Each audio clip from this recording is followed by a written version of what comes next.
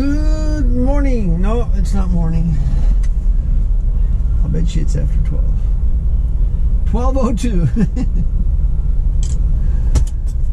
So, good day. It's 12:02 on a Monday. So this is the first real Monday of the year. Last Monday was a holiday, even though we worked that Monday too. We came in at 6, and so far we've done 1, 2, 3, 4, 5, 6 movements, which makes sense. We have a 7th movement, and while I was waiting to get my empty container pulled off by the loader, I called the tower and they said this container still has a hold on it. So we let dispatch know. They haven't called back yet. And then we went and parked the chassis and sitting here in front of the ship, which everybody's out to lunch here also. Got a tug and barge. Looks like they're coming in at the moment. So just enjoying the day. Another perfect day in Hawaii. No wind, which means this weather's probably going to change. But weatherman says we're going up to a high of 81, even though it was 61 when I woke up this morning. So we're just taking a quick break. I was looking at some of the comments over the weekend on my YouTube, and I guess when I was telling my story, one of the questions that came up was, how did I meet my wife? And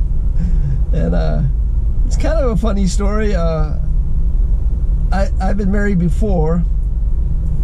When I was a tour bus driver, I was dedicated to Hilo Hatties for 3 years, and my first wife was a cashier at Hilo Hatties. That marriage lasted 5 years, no kids. And I was in the beginning of the divorce process when I started working for the garbage industry for BFI. So I started out in the roll-off division. I think I'd been there a year, and my wife was hired as a roll-off salesperson. Her background is all sales related. And so she had never sold roll-offs before, so the operations manager says, okay, I'll let you go with my my one guy who speaks good English.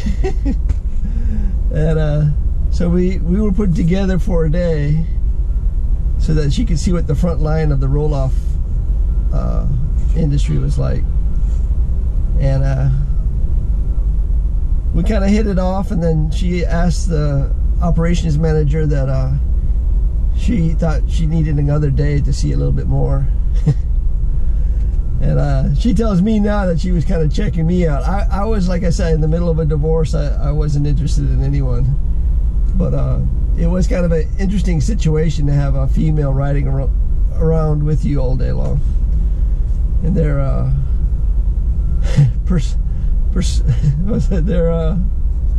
perception of what's going on, because a roll-off is like a tractor trailer. When there's no load, the suspension is so stiff that you're constantly bouncing. And she was bouncing. She goes, does it really always bounce like this? I said, yeah, when we're empty and you're going fast on the highway, it's pretty rugged. And so finally, about a year later,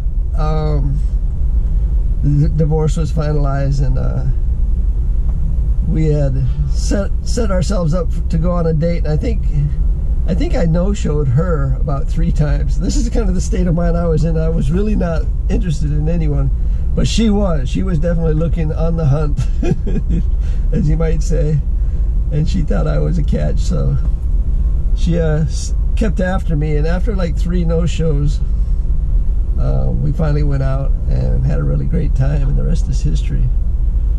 She only worked for the roll-off company about a year, and then she wanted to get into financial advisor. And so she went back to school and pursued that for about a year, and found out that financial advisors don't really do much financial advising. It's more of a sales job to sell you insurance or to sell commodities, which is really risky. And after that's where the 2 money makers are. And so it's really high pressured sales, and she didn't like that. She looked into timeshare. She didn't like that. So at the time we had gotten married, and she was kind of looking for something to do. And while we were looking for a place to live, we went out for over a 2-year period, I'd say. We looked at hundreds upon hundreds of homes to buy. We were looking for a specific home in a price range that we could afford. And we spent every Sunday going out looking at maybe 20 open houses every Sunday for 2 years. So we were hunting for a deal. And in that process, we learned quite a bit about real estate. And as a result of that, she became a real estate agent, and she's a real estate broker now. But yeah, that's how we met. She was in sales. I was driving roll-off, and it took a while for us to finally get together. But this coming May will be 25 years we're together. So I'm kind of proud of her, and I know she's kind of proud of me. So when it comes to YouTube, though, she wants none of it. Neither one of us is a real, well, she's more social than I, but I'm not social at all. I'm kind of a hermit, and this YouTube thing is kind of a unique thing for me, because I prefer to be left alone. But yeah, that's how we met. And dispatch is not called, so let's call dispatch and see what's going on, because we've been here 5 minutes now.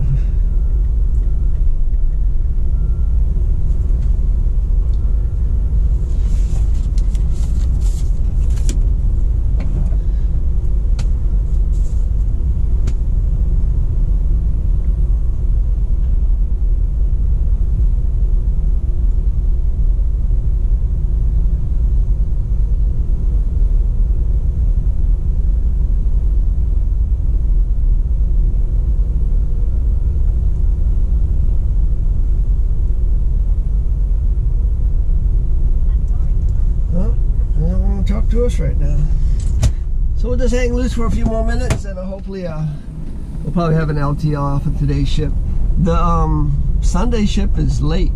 I think the hurricane off of California has got the shipping industry a little bit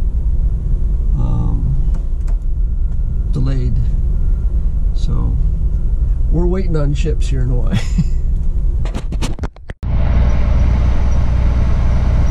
Finally found something to do. We bobtailed to the shipping terminal next door and picked up a full 40-foot container. And I have no idea what this is. I just know it's originated in Vietnam.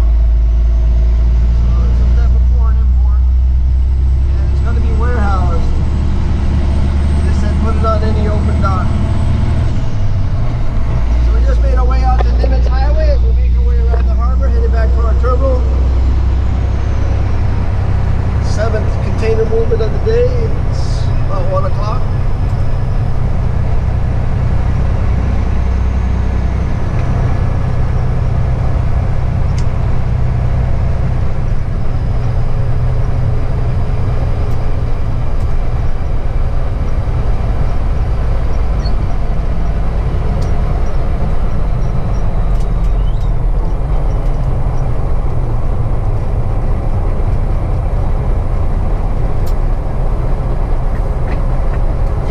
Hoping to do this 7th Avenue run, one that's on hold. That's an area we don't go to very often. It's kind of a tight residential community. And that would have been a bit more of a challenge, a bit more interesting than another full container back to our terminal, which is the bread and butter run. It's the run we do the most, because that's basically what you do as a consolidated freight forwarder, is pull containers apart and put containers together at your terminal. But yeah, headed back to our terminal.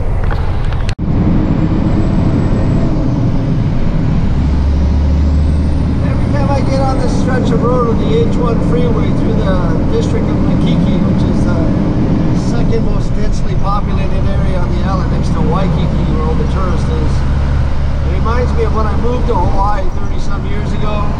Got picked up at the airport. At the time we were living in Waikiki. And this is the road we took into Waikiki, and this is exactly how the traffic was way back then. And added an extra lane since then. It used to be 3 lanes, now it's 4. But they haven't really widened the road. All they did is made the lanes more narrow. These are like 10-foot lanes, and I'm 8.5 feet wide, so we got like less than a foot on either side.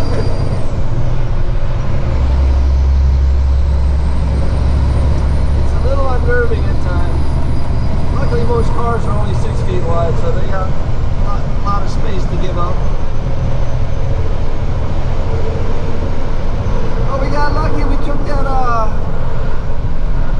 load back to the terminal, put it on dock 11, picked up an empty from the terminal, took that back to the shipping terminal. By that time, the hold that was on the container going up here to the church was off, and now we're all hooked up to a full 40-foot container with 20,000 pounds of something inside.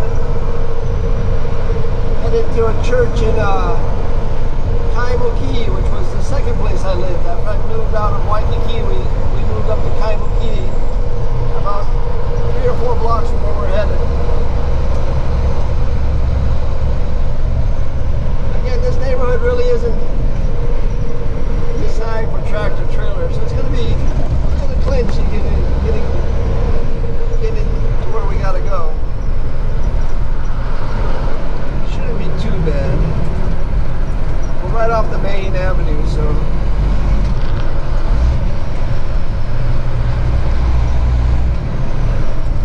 University of Hawaii to the left there.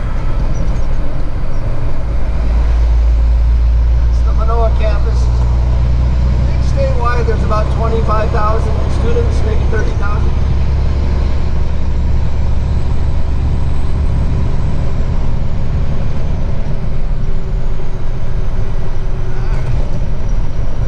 Time to go local.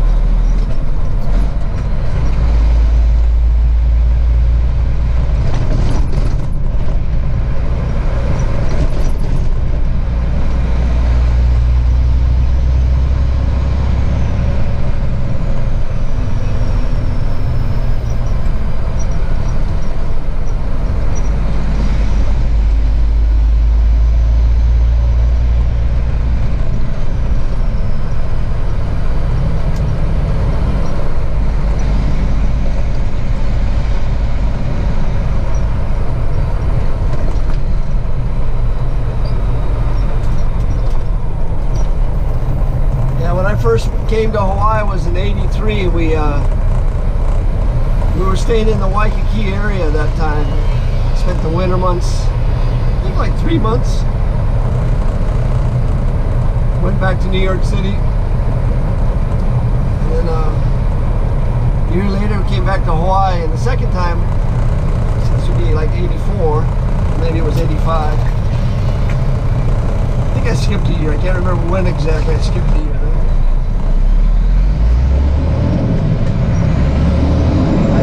To remind me that I hated winter. The second time we came, we lived up here in Kaimuki, in this high-rise just ahead here on the right.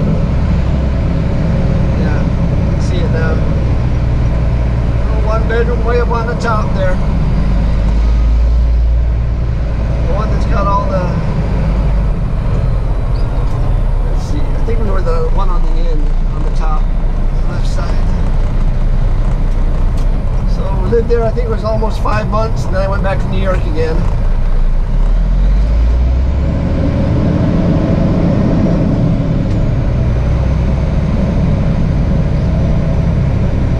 The third time I came, we were living in a studio apartment in Waikiki. Tiny place. And I think I stayed for like 3 months, and then the fourth time I came back to Hawaii, I stayed. That was '87. But when I lived in this neighborhood, I didn't know Hawaii at all. I didn't own a car. I was walking to work every day. I was working at the Alamona Shopping Center.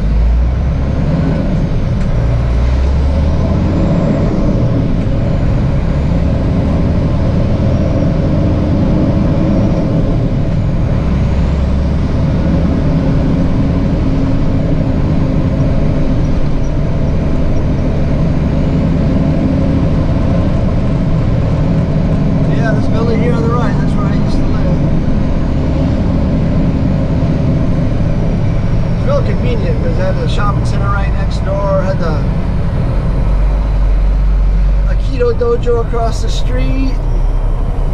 The St. Louis Drive-In where they had really great hamburgers.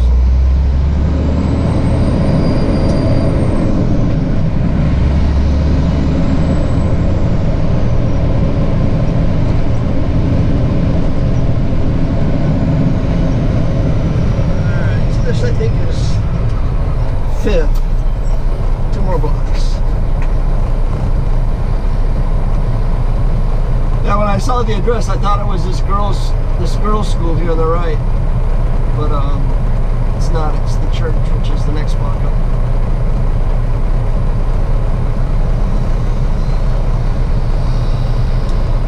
But yeah, this is where I lived when I first moved to Hawaii for a short time.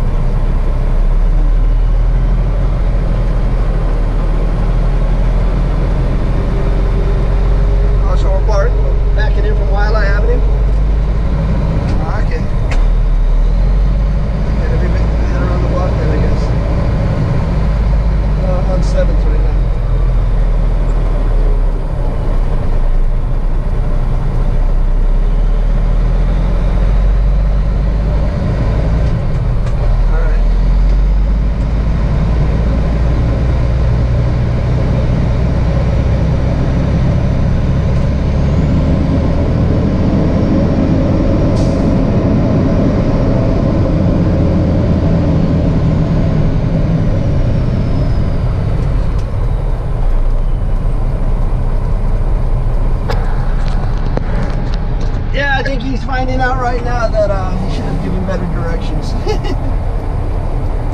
Because this area is super tight for a trailer. We're trimming wires and touching wires, and trimming trees. And now I can't make a right turn if anybody's on the opposite side over here. So I have to go right on red, I think.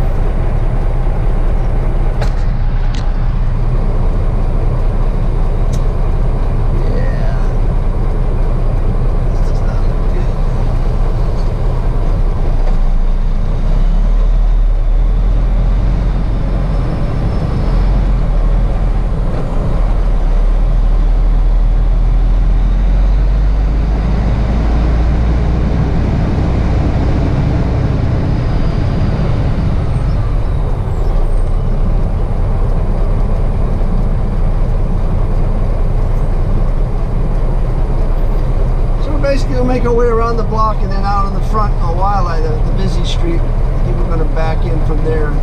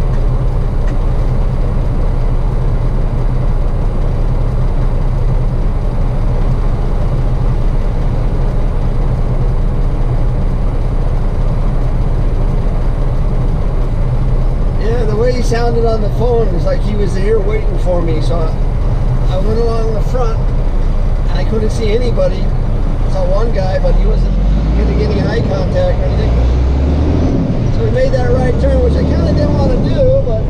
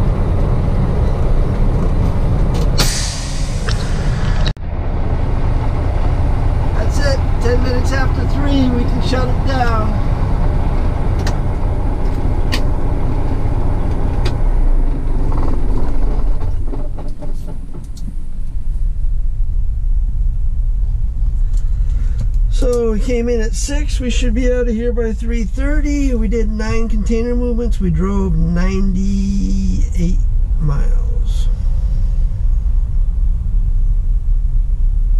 And the last one was the best run of the day, even though it was the clinchiest run of the day. Mm-hmm. But I like it when you get the blood pumping a little bit and everything goes smooth. Just would have been a little bit nicer if they had been out waving me down the first time around the block.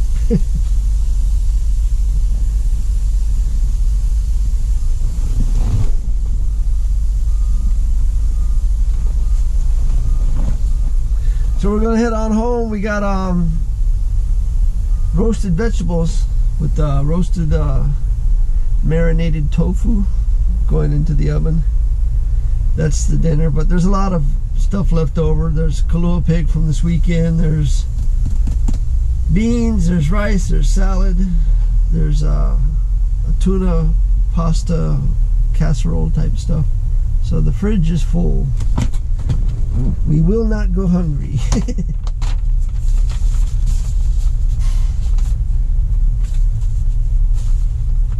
But yeah, it's pretty good Monday. Looks like everybody's coming back right about now. The yard's mostly empty.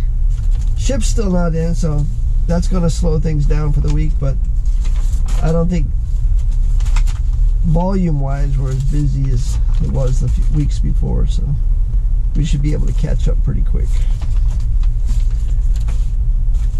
But that's about it for today. Thanks for watching. Aloha.